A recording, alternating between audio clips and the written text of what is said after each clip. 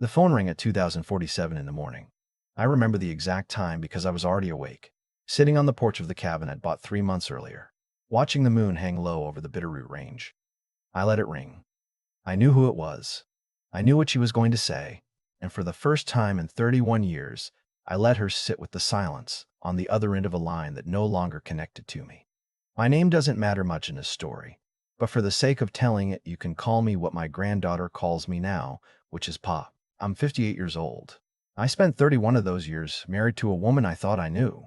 I spent the last 18 months of that marriage learning that I didn't know her at all, and that maybe I'd been telling myself a story about us for a very long time. This isn't a story about anger. I want to say that up front. I'm not angry anymore. What you do when you stop being angry is more dangerous than anger, because anger burns hot and then it burns out. What I did burned cold, and it took a year and a half, and by the time my wife realized what was happening, there was nothing left to put out. It started with a smoothie blender. I know how that sounds. 31 years of marriage, and the thing that tipped me off was a kitchen appliance. But that's how these things go, in my experience.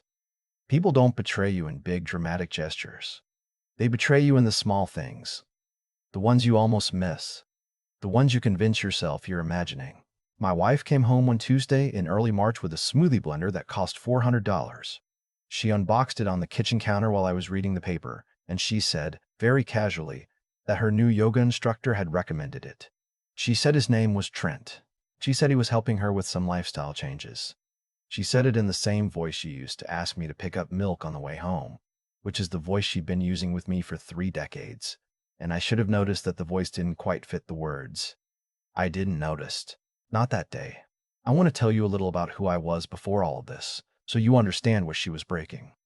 I grew up in a small town in eastern Tennessee, the kind of place where your father's reputation followed you like a shadow. My father was a steady man. He worked at the same hardware store for 41 years. He came home for dinner every night at 6. He didn't drink, didn't yell, didn't run around. He died when I was 26, and at his funeral, 3 different men told me he was the most decent person they'd ever known. I decided that day, standing next to a hole in the red Tennessee clay, that I would try to be the same kind of man. I met my wife 3 years later.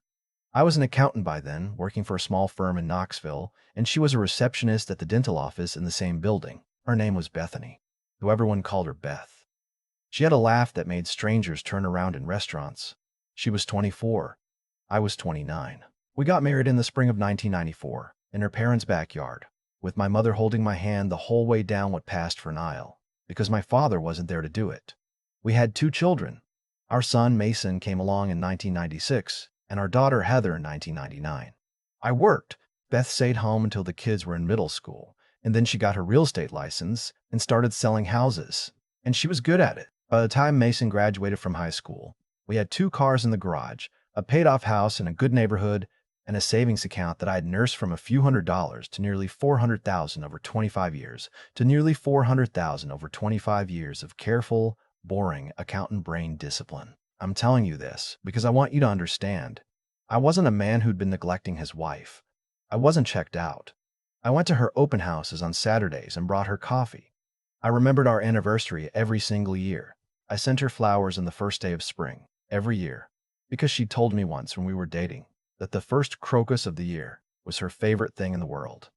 31 springs, 31 bouquets. So when she came home with that blender, I noticed something. I noticed how her shoulders looked different, lighter. The way a person stands when they're walking into a room they're excited to be in. And I thought, well, maybe yoga's good for her. Maybe Trent is just a yoga instructor. The second thing was her phone. For 31 years, my wife had left her phone on the kitchen counter when she came home. Plug it in, base up, no passcode. We had that kind of marriage, or I thought we did. In April, the phone moved to her purse. Then it got a passcode. Then she started taking it into the bathroom when she showered. And that was the moment, sitting on the edge of our bed listening to the water run, that something in my chest went very, very quiet. I'm an accountant. I don't react. I'm an accountant. I don't react. I observe. I make notes. I wait. So I waited. I started paying attention to the calendar. She had yoga on Mondays and Wednesdays. Then it became Mondays, Wednesdays, and Fridays. Then she added a wellness coaching session on Saturday mornings. By May, she was leaving the house 4 mornings a week for her health. and coming home glowing in a way that had nothing to do with downward dog. In June, she told me she wanted to talk. We sat on the back deck with iced tea. She put on lipstick, which she hadn't done for our quiet evenings together in probably 10 years. She told me she felt like she'd lost herself in a marriage. She told me she needed space to figure out who she was. She told me she wasn't talking about divorce. She just thought maybe we could try something different. A separation. A trial. Just to give us both room to breathe. I asked her what she had in mind. She said she'd been thinking about it a lot, and she thought it would be good if I gave her some time alone in the house. She said maybe I could go stay at my brother's place in Asheville for a few months. She said the kids were grown, the dog was old and didn't need much, and she just needed to be by herself in her own space for a while. In her own space. In the house we paid off together. In the house where I'd put a new roof on with my own hands. The summer Mason turned 10. In the house where I'd watched my mother die. In the upstairs bedroom. Because Beth had said we should bring her home from the hospice so she could go in peace. I said, okay. I said it just like that. Okay, I'll think about where to go. She reached across the table and took my hand and said she knew this was hard, but she just felt so suffocated, and she promised this wasn't about anyone else. It was about her. It was about finding herself again. And I looked her in the eye and I nodded, and I told her I understood. And I squeezed her hand back, and I felt the wedding ring on her finger that I'd put there in 1994 in her parents' backyard. That night, after she went to bed, I went down to the basement office where I keep the household files, and I sat down at my desk, and I started a notebook. A new one. Black cover. Graph paper inside. I wrote the date at the top of the first page. I wrote one sentence under it. She's lying. The next morning, I called my brother. Not the one in Asheville. My older brother, Russ, who lives in Montana on a piece of land he bought when he retired from the Navy. I told him I needed his help with something. He didn't ask any questions. He never does. He told me to come out for a long weekend and we'd talk. I flew out the following week. Beth thought I was visiting a college friend in Denver. I told her I needed some time to think about what she'd said. She seemed relieved. She kissed me at the airport and told me she loved me, and I almost laughed, but I didn't because I had work to do. In Montana, sitting on Russ's porch with a beer in my hand and the wind coming off the mountains, I told him everything. The blender, the phone, the yoga, the speech on the deck. He listened the whole way through without saying a word, which is his way. And when I was done, he set his beer down and said one thing. He said, "What do you want to happen?" And I sat there and I thought about it. Really thought about it. Not the impulse answer, not the angry answer, but the real one. I told him I wanted to be free. I told him I wanted to be free without giving her half of everything I'd worked 31 years to build. I told him I wanted to be free in a way that meant when she finally came up for air and realized what she'd done, the door would already be closed behind me. And I told him I wanted to do it without ever raising my voice, without ever throwing a single accusation, without giving her one single piece of evidence that I knew. Russ nodded slowly and said, "Then that's what we'll do." I flew home 2 days later. I told Beth I'd been doing a lot of thinking. I told her she was right, that we'd lost something, that maybe space was a good idea. I told her I'd been thinking about doing some traveling, maybe taking some long trips for work, maybe even renting a small place near the office so I wasn't underfoot. She lit up. I want you to understand that. She lit up. Her whole face changed. She told me she was so glad I was being mature about this. She told me she knew this was the right thing for both of us. She hugged me and she felt like a stranger in my arms. And I held her anyway, because I needed her to believe me. That was July. For the next 11 months, I lived 2 lives. In one life, I was a husband going through a difficult patch. I came home most weekends. I had dinner with my wife. I asked her about her yoga. I listened to her talk about Trent, casually now, the way you might mention a coworker, because she thought I didn't know. I smiled. I nodded. I kissed her on the forehead before I left for my work trips. In the other life, I was dismantling our entire financial existence with the patience of a man defusing a bomb. The first thing I did was hire a lawyer, not a local one. A woman in Charlotte that Russ knew through a Navy buddy. She specialized in high-asset divorces, and she was the meanest, kindest, most patient person I have ever paid by the hour. Her name was Mrs. Caldwell, and the first time I sat in her office, she asked me 3 questions. How long have you been married? How much do you have? And how badly do you want her to be unable to touch any of it? I told her 31 years, and a little under $1 million between everything and very, very badly. She smiled at me and said, "Then we're going to take our time. Tennessee is an equitable distribution state, which means the court tries to divide marital assets fairly, not necessarily equally." Mrs. Caldwell explained to me that the longer I waited to file, the more I gave her time to find out. But the longer I waited, the more I could shift things into structures she couldn't easily reach. We came up with a plan, a long one, slow, careful, legal in every single particular, because the last thing I wanted was to give her any ammunition. I moved liquid assets quietly over months into accounts that fed into a living trust I established in Montana, with my brother as the trustee and our children as the beneficiaries. The house I couldn't touch, but I could stop paying into improvements on it. I redirected the rental income from a small property we owned in Chattanooga into a separate account. I drained nothing all at once. I made no movement that would show up on a statement and trigger a question. I was an accountant for 35 years. I know how to make money look ordinary. I sold my truck and bought a used one for cash. I canceled life insurance policies that named her as beneficiary and replaced them with policies pointing to the trust. I changed the password on every online account that mattered, slowly, one at a time, after telling her with great innocence that I'd been worried about identity theft after that data breach in the news.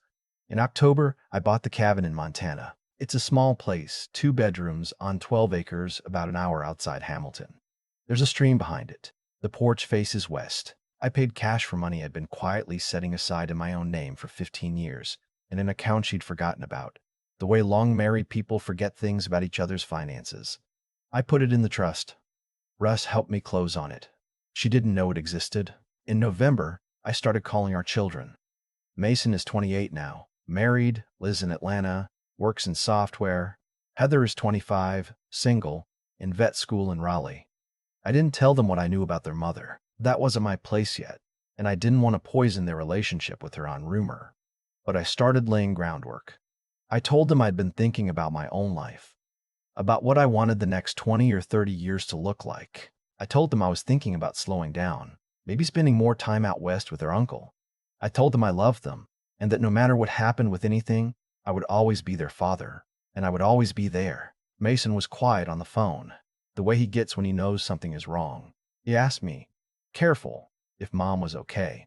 I told him she was fine. I told him this wasn't about anyone but me. He took that in. Then he said, "Dad, you'd tell me if something was going on, right?" I told him yes. I lied to my son and I'm not proud of it, but I needed time, and I knew if Mason got it in his head that something was wrong, he'd be on the phone to his mother within an hour, and the whole plan would unravel. In December, my wife had Trent at our Christmas party. She introduced him as her yoga instructor, with the easy confidence of a woman who has thought through her cover story. He shook my hand. He looked me right in the eye. He was about 40, suntanned, the kind of soft handsome that comes from a man who has never worked a real job. He told me he'd heard so much about me. I smiled and told him I'd heard quite a bit about him, too. Beth shot me a look. I let it slide. I refilled my glass. I went and talked to my brother-in-law about football. That night, after everyone left, Beth came up behind me at the kitchen sink and put her arms around my waist. She told me she'd been thinking, and she thought maybe the separation was working. She thought she was figuring some things out. She thought maybe in the spring we could talk about what we wanted next. I told her I thought that sounded good. She kissed the back of my neck. I kept washing dishes. In January, I had my will rewritten. In February, I transferred my retirement accounts. In March, I filed the petition. Mrs. Pury, I transferred my retirement accounts. In March, I filed the petition. Mrs. Pury, Caldwell handled the service. I was in Montana when it happened, sitting on the porch of the cabin, drinking coffee at 8 in the morning, while in Tennessee it was 10, and a process server was knocking on my wife's door with an envelope. I didn't answer the phone for 2 days. I let her call. I let her call 37 times, and I let the voicemails fill up. And I sat on that porch and watched the sun cross over the mountains, and I drank my coffee and I thought about my father. On the 3rd day, I called her back. She was crying. She was shaking. I could hear it. She said she didn't understand. She said this wasn't what she wanted. She said the separation was supposed to bring us closer. She said we hadn't even tried counseling. She said, how could I do this without talking to her? How could I be so cold? I let her talk. I let her run out of words. And then I said, calmly, that I'd talk to her in June on the back deck, that she'd ask me for space, that I'd given her exactly what she asked for, and that I'd been thinking over these past few months about what she'd said about feeling suffocated, and I'd realized she was right. We'd grown apart, and I was simply formalizing what she'd already started.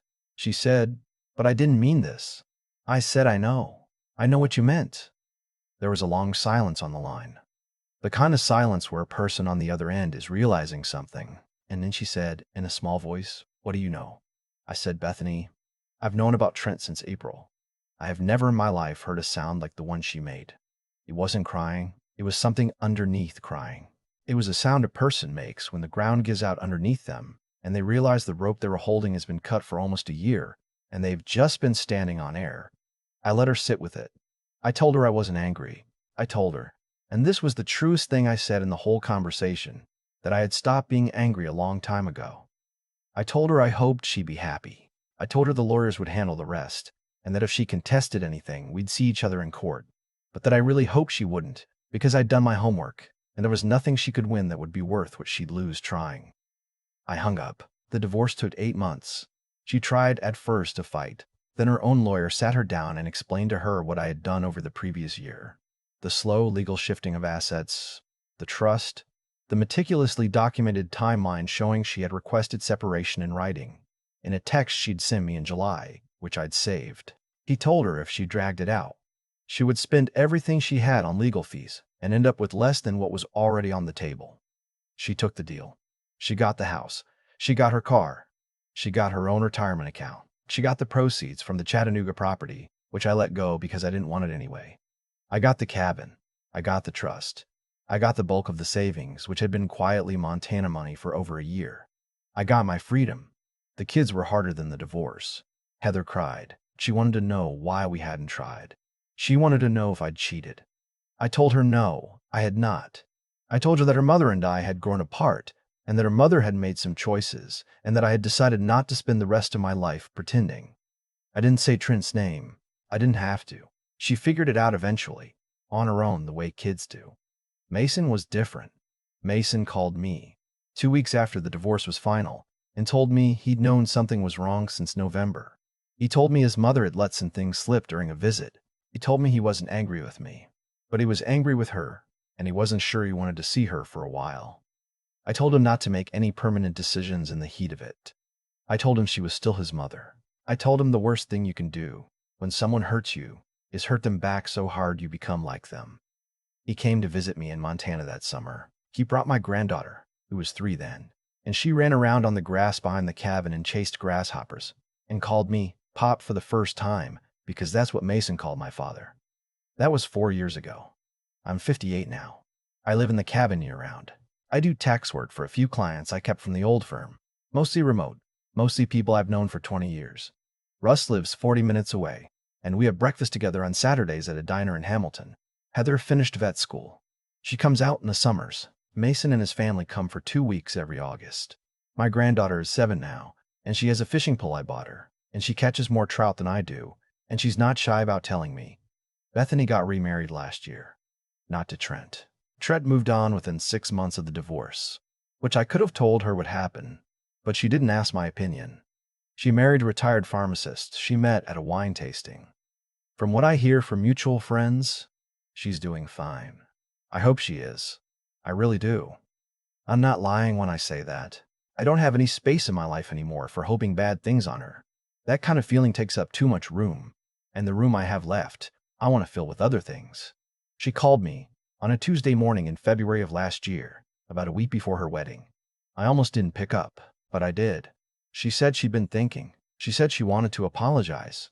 She said she knew she'd hurt me, and she knew she'd lost something she couldn't get back, and she just wanted me to know that she was sorry, and that she thought about it sometimes, and that she hoped I had a good life. I let her finish. And then I told her, and this was the last thing I ever said to her, that I appreciated the call. I told her I wished her well. I told her I had a good life. I told her I had a good life. I told her I hoped she did too, and I told her gently that I had to go because my granddaughter was visiting and we were about to head down to the stream to check the fishing line. She said, "Okay." She said, "Take care." I said, "You too." I hung up the phone. I walked outside. The sun was coming up over the mountains, and my granddaughter was waiting on the porch in her boots and her little blue jacket, and she held out her hand, and I took it, and we walked down through the wet grass to the water. She wanted space. I gave it to her, and then I filled mine with everything she'd never been able to see I needed. I think about that morning on the porch a lot. The one where Beth called 37 times and I drank my coffee and watched the sun come over the bitter roots and didn't move. People hear that story and they think it was cruel. Maybe it was. But I want to tell you what I actually learned, sitting in that silence. Because I think it's the only thing worth passing on from any of this. Every single thing that happened to Beth was something she set in motion herself, not because of fate, not because of some cosmic ledger, but because actions have weight. When she brought that blender home and lied about the man who bought it, she was making a choice. When she asked me to leave the house we built together so she could be with him, she was making a choice. And when I sat on the back deck that June evening and nodded and smiled, I was making one too. The difference was that mine was quiet and hers was loud, and neither of us could see at the time which one would carry further. What I want my granddaughter to understand someday, when she's old enough to hear this story, is that being decent and being foolish are not the same thing. For a long time, I confused them. I thought that loving Beth meant trusting her past the point where the evidence told me to stop. I thought that being a good husband meant explaining away the small betrayals before they got big. That wasn't decency. That was cowardice wearing decency's clothes. Real decency is harder. Real decency means you tell the truth, even to yourself, especially to yourself, even when the truth cost you a 31-year marriage. The intelligence part of it, the part Russ helped me find, was learning to wait. Anger wants to swing. Hurt wants to confess everything to everyone and get sympathy. The smarter thing, almost always, is to be patient, to watch, to gather, to understand the shape of what you're dealing with before you decide what to do about it. 11 months felt like a lifetime while I was living it. Looking back, it was the shortest, fastest education of my life. And then there's the part I'm least proud of and most grateful for, which is just the work of getting up every morning during those months and doing the next small thing. Calling the lawyer, moving an account, going to a Christmas party, and shaking Trent's hand, pretending. None of it was glamorous. None of it was the satisfying movie version of revenge. It was a man with a notebook and a graph paper plan, just putting one foot in front of the other for almost a year. That's what nerve actually looks like in my experience. It's not loud. It's not brave in the way books say. It's just refusing to quit on yourself when the easier thing would be to scream or collapse or beg her to stay. Beth asked for space. I gave her exactly what she asked for. And what I learned, finally, is that the people who hurt you are almost always handing you the instructions for your own freedom, if you're quiet enough to read them.